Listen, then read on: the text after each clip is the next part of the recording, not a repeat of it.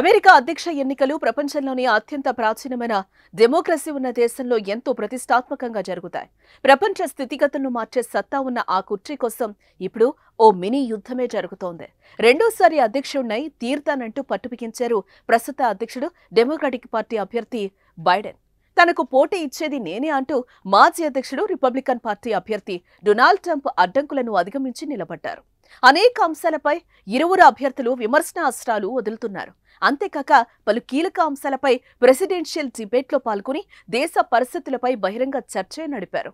ఎంతో వాడివేడిగా జరిగిన డిబేట్ అనంతరం అనేక ఛాలెంజ్లు, విమర్శలు, ప్రచారాల నడుమ అమెరికా రాజకీయాలు అగ్గిరాజేసుకున్నాయి. అయితే తాజాగా మాజీ అధ్యక్షుడు రిపబ్లికన్ అధ్యక్ష అభ్యర్థి ట్రంప్ పై జరిగిన దాడితో అంతా తలకిందులైందా అంటే అవుననే అభిప్రాయాలే వ్యక్తమవుతున్నాయి. పిడికిలి బిగించి గాల్లోకి బలంగా ఎత్తిన చెయ్యి వెనక అమెరికా జెండా, చుట్టూ సీక్రెట్ సర్వీస్ ఏజెంట్లు. డొనాల్డ్ ట్రంప్ పై హత్యాయత్నం సమయంలో అసోసియేటెడ్ ప్రెస్ ఫోటోగ్రాఫర్ తీసిన ఈ చరిత్రాత్మక ఫోటో నవంబర్లో జరగనున్న అమెరికా అధ్యక్ష ఎన్నికల రేసును సమూలంగా మార్చే అవకాశాలు కనిపిస్తున్నాయి.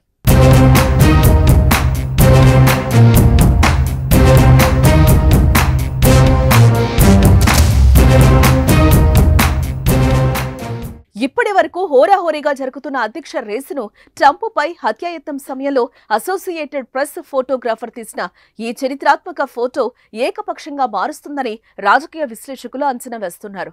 పెన్సిల్వేనియా ఎన్నికల ప్రచారంలో డొనాల్డ్ ట్రంప్ పై హత్యాయత్నం విషాదకర ఘటనే. కానీ ఆ సమయంలో ట్రంప్ వ్యవహరించిన తీరు ఆయన్ను అమెరికా ప్రజల దృష్టిలో హీరోగా నిలబెట్టే అవకాశాలు కనిపిస్తున్నాయి. బుల్లెట్ తగిలిన వెంటనే కింద కొంగి తర్వాత పిడికిలి బిగించి బలంగా పైకి లేచిన తీరు రానున్న రోజుల్లో మాజీ అధ్యక్షుడు ట్రంప్కు రాజకీయంగా ఉపయోగపడుతుందనడంలో ఇలాంటి సందేహం లేదు. పైగా ప్రచారం విషయంలో ట్రంప్ది ఎప్పుడూ దూకుడు వైఖరే. ఏ చిన్న అవకాశాన్ని వదులుకోవడానికి ఆయన ఇష్టపడరు. అమెరికాకు కావాల్సింది ఇలాంటి యోధుడే అంటూ అప్పుడే రిపబ్లికన్లు సామాజిక మాధ్యమాల్లో ప్రచారాన్ని ప్రారంభించేశారు. వైట్ హౌస్ లో మళ్లీ ట్రంప్ కూర్చోవడం ఖాయమన్న రాజకీయ విశ్లేషణలు వినిపిస్తున్నాయి. ఒపీనియన్ పోల్స్ కూడా ఒక్కసారిగా మాజీ అధ్యక్షుడి అవకాశాలను ఆకాశానికి ఎత్తేస్తున్నాయి. రానున్న రోజుల్లో హత్యాయత్నం ఘటన ట్రంప్పై సానుభూతిని మరింత పెంచే అవకాశం కనిపిస్తోంది.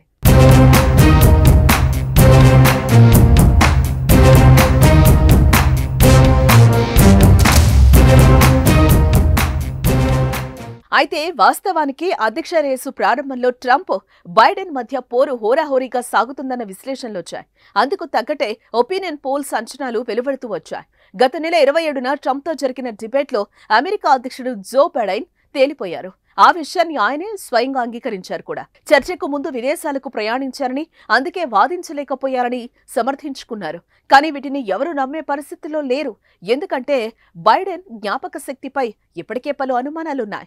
81 ఏళ్ల వయసులో అధ్యక్ష పీఠంపైకి బైడెన్ ఎక్కడాన్ని డెమోక్రాట్లలోనే చాలా మంది జీర్ణించుకోలేకపోతున్నారు. ట్రంప్తో డిబేట్ తర్వాత బైడెన్ అధ్యక్ష రేసు నుంచి తప్పుకోవాలన్న డిమాండ్లు ఊపందుకున్నాయి.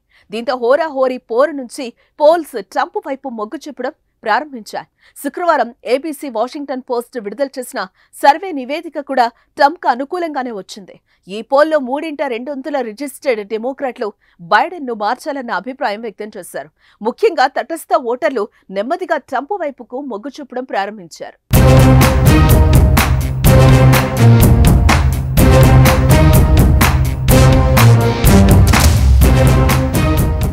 కాగా తాజాగా ట్రంప్పై హత్యాయత్నం ఘటన పోల్స్ ను మరింత ప్రభావితం చేయనున్నాయనే వార్తలు వినిపిస్తున్నాయి.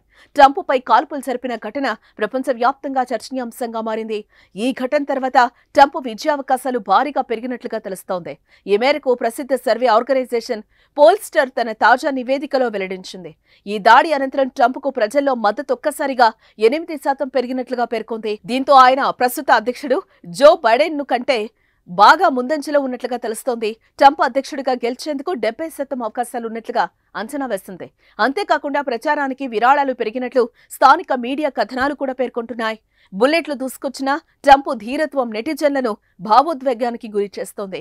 ట్రంప్ పైకి బుల్లెట్లు రాగానే ఆయన పైకి లేచి ఫైట్ ఫైట్ అని నినదించి తాను పోరాడుతున్నారనే సన్నివేశాన్ని ప్రజల్లోకి పంపగలిగారు.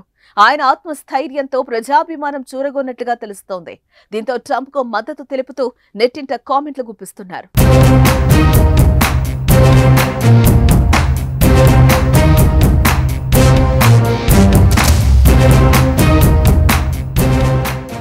ఈ క్రమంలోనే మొన్నటి వరకు ట్రంప్కు గెలిచే అవకాశాలున్నాయని అంచనా వేసిన వారు ఇప్పుడు ట్రంపే కాబోయే అమెరికా అధ్యక్షుడు అన్నంతగా మారిపోయింది. అయితే ఇదే సమయంలో అధ్యక్షుడు బైడెన్ కీలక కామెంట్స్ చేశారు. అధ్యక్ష అభ్యర్థనపై దాడిని ఖండిస్తూనే అమెరికాలో రాజకీయ హింస ముప్పు పెరుగుతోందని బైడెన్ హెచ్చరించారు. దేశంలో దీన్ని చల్లబరచడానికి ఇదే సరైన సమయమని, రాజకీయ ప్రయోజనాలు ఎంతకైనా వెళ్లే అవకాశం ఉందని, కానీ హింసకు దారి తీసే వరకు దిగజారొద్దని హితవు పలికారు. అమెరికాలో ఇలాంటి ఘటనలకు అస్సలు తావులేదని, ఇలాంటి సంస్కృతిని అంతం చెయ్యాలంటూ పవర్ఫుల్ స్పీచ్ ఇచ్చారు.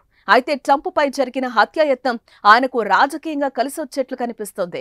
ట్రంప్నకు ప్రపంచ దేశాల నుంచి మద్దతు లభిస్తూ ఉండటంతో పాటు స్వదేశంలో కూడా ప్రజల మద్దతు అనూహ్యంగా పెరిగిందని పోల్స్టర్, విలియం హిల్ బెట్టింగ్ సంస్థల నివేదికలు తెలిపాయి. ఒక్క ఘటనతో ఏకంగా 8% గెలుపు అవకాశాలు పెరిగి 70%కి చేరడం అంటే మామూలు విషయమేం కాదని, దీంతో ట్రంప్ అధ్యక్షుడయ్యే అవకాశాలు మెండుగా ఉన్నాయని పొలిటికల్ అనలిస్టులు అంచనా వేస్తున్నారు. మరి ఈ అవకాశాన్ని రిపబ్లికన్ పార్టీ ఎలా ఉపయోగించుకుంటుందో చూడాల్సింది.